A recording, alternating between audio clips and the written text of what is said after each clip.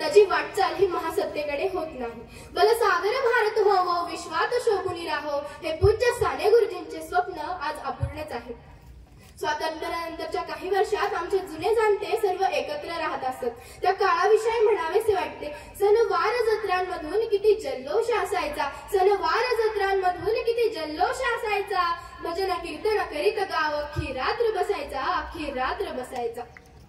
पूर्वी जत्रा सण यामध्ये असणाऱ्या भंडाऱ्याला अमृताचे महत्व होते, परंतु ही परंपरा आम्हाला टिकवता आलेली नाही।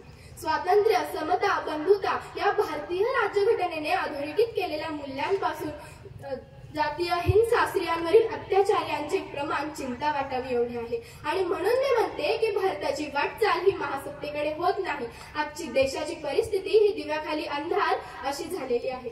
माझ्या काही प्रतिस्पर्धींनी असे विषद केले की शेतकऱ्यांसाठी प्रधानमंत्री किसान सन्मान योजना सुरू करण्यात आली। शेतकऱ्यांच्या खात्यात थेट रक्कम जमा होते, परंतु ही योजना म्हणजे निव्वळ मलमपट्टी आहे।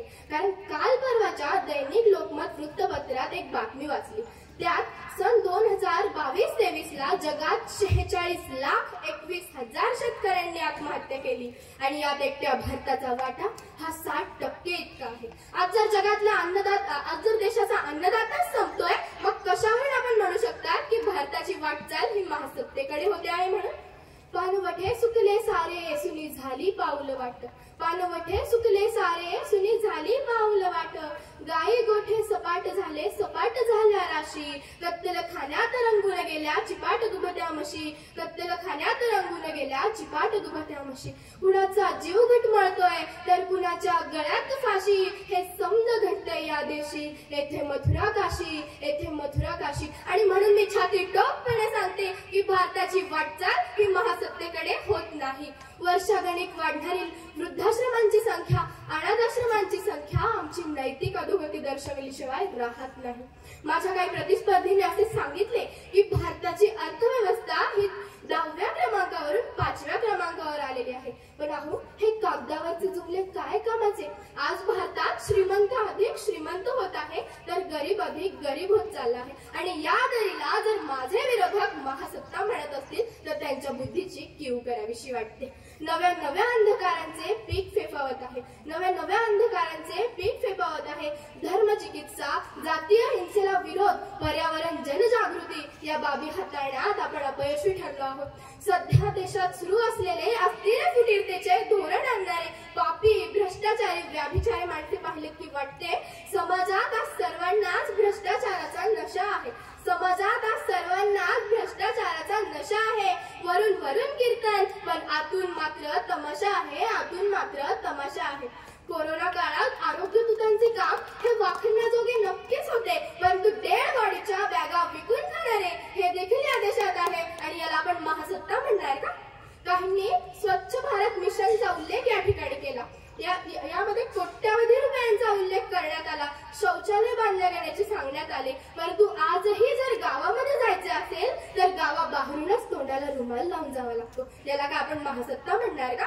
उज्ज्वला गॅस योजनेचा काहींनी उल्लेख केला, पण ही योजना म्हणजे निव्वळ चारण्याची कोंबडी आणि बाराण्याचा मसाला अशी गंमत झाली आहे। कारण आज गरीब महिलांना गॅस घेणे न परवडणारे झाले आहे आणि अशा आवळा देऊन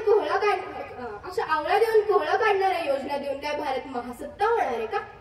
काहींनी G20 परिषदेचा उल्लेख या ठिकाणी केला। या परिषदेसाठी संभाजीनगरमध्ये जे परदेशी पाहुणे आले यावर कोट्यावधी रुपयांचा खर्च करण्यात आला। अहो, हा पैसा आपल्या सर्वांचाच आहे आणि G20 परिषदेमधून साध्य काय होतंय याचा विचार आपण सर्वांनी करणे अत्यंत गरजेचे आहे।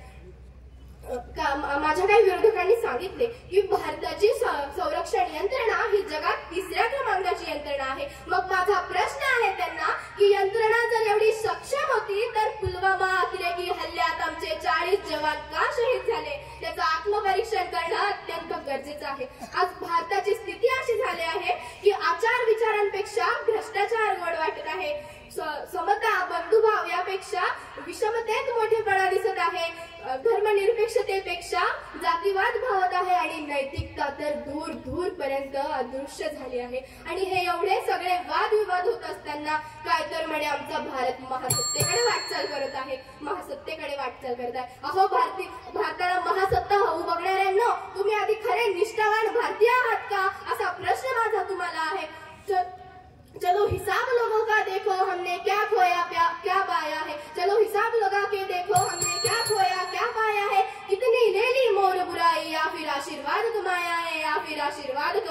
आहे. आभासी स्वप्नांना अंगीकारण्यापेक्षा वास्तवाचा स्वीकार करा अशी मी माझ्या विरोधकांना विनंती करते आणि या ठिकाणी थांबते. जय हिंद, जय महाराष्ट्र, जय जिजाऊ, जय शिवराय. स्पर्धक क्रमांक 6